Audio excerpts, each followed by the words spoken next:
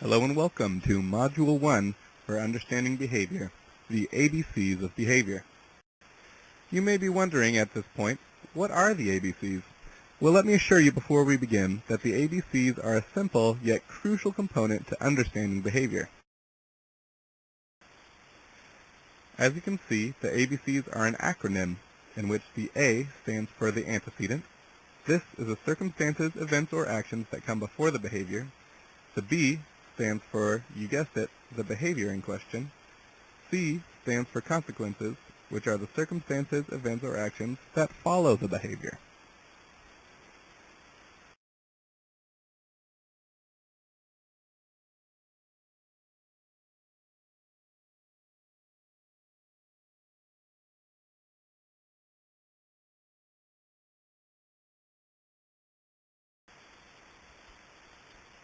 To help us understand this concept, let's look at an example.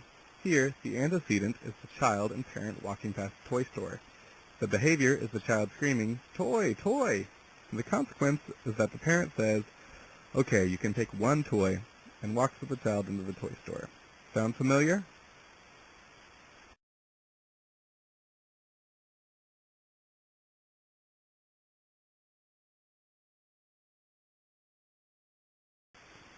You may have noticed that the ABCs are written in such a way that they are focused on the child's behavior, which means anything the child may directly perceive through the senses is a stimulus, or in the plural form, stimuli. Therefore, other people's behavior, including you as the parent, would fall under that category of antecedent or consequence. Only the child's response is considered under behavior. On the next slide, you will watch a video that may help to understand this point.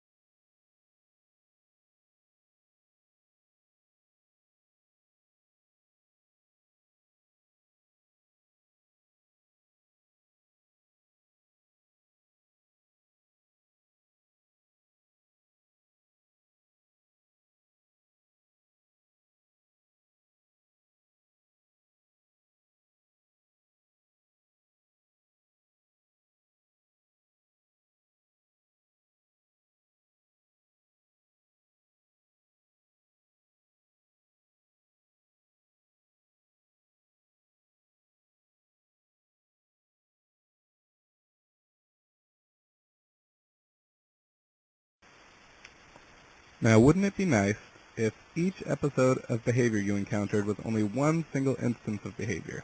However, much of the time, behavior episodes will likely extend beyond a single behavior. When this is the case, the consequence of one behavior serves as the antecedent to the next behavior, as illustrated here, and I'll give you some time to read each panel as we go through it.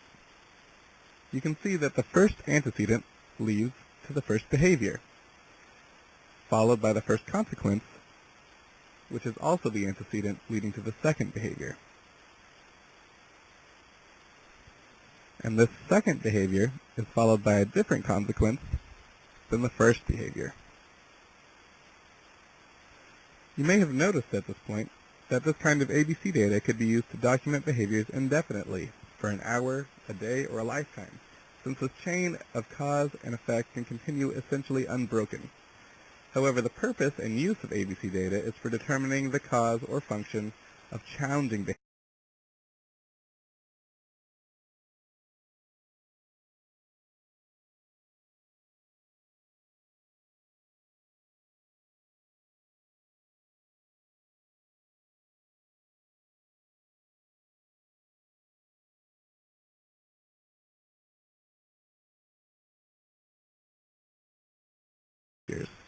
Thus, we sort of bracket the ABCs around the challenging behaviors. With this ABC data, we can see how the child essentially got what they wanted with the second behavior, but not with the first. When the child achieves what they are seeking, or the function of the behavior is met, that consequence is said to reinforce or maintain the behavior. We'll talk about this more in Module 2, but just note here how if the consequences were altered, such that the first behavior was reinforced rather than the second, then we likely would not have seen the more challenging behavior. In the next video, you'll get a sense of how antecedents can be changed to alter the behavior.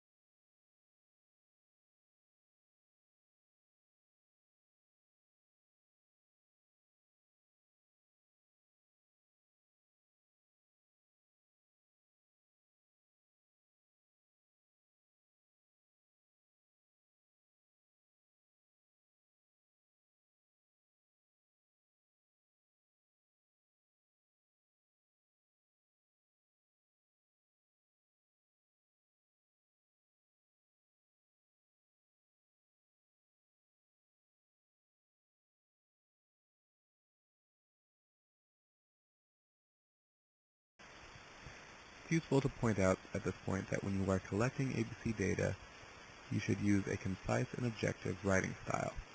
This means not going into too much detail and describing behaviors in a way that you're only describing what you can observe directly, not anything like the learner seemed upset or the child seemed upset.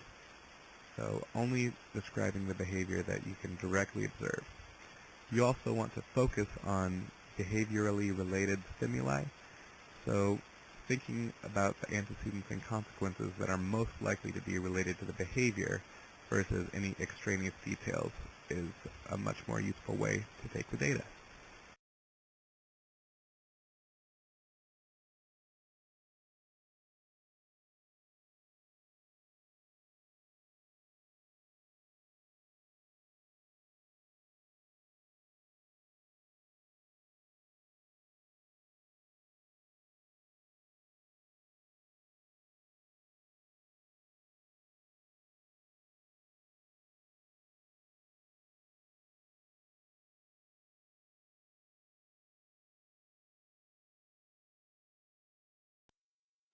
So now let's talk about the ABC data collection.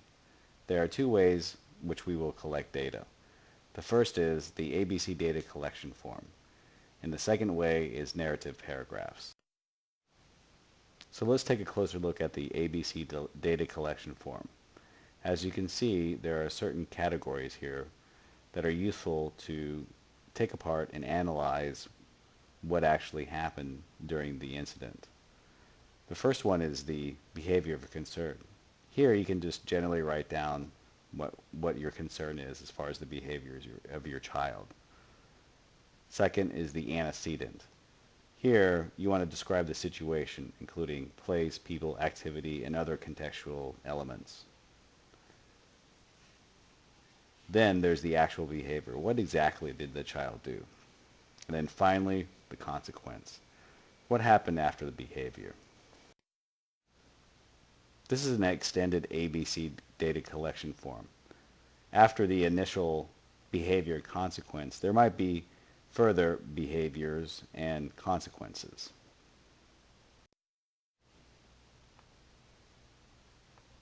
This is an example ABC data collection form that's been filled out for you.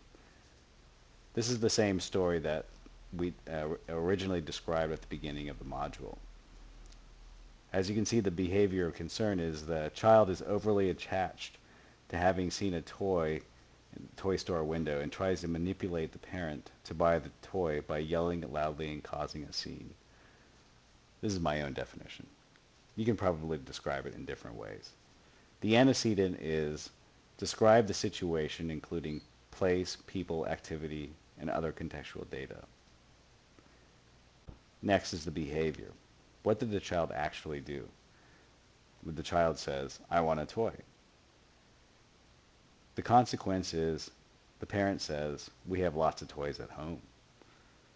The behavior, the child screams, "I want a toy, I want a toy." And of course the parent wants to calm the kid down and says, "Stop screaming, okay, you can have one toy."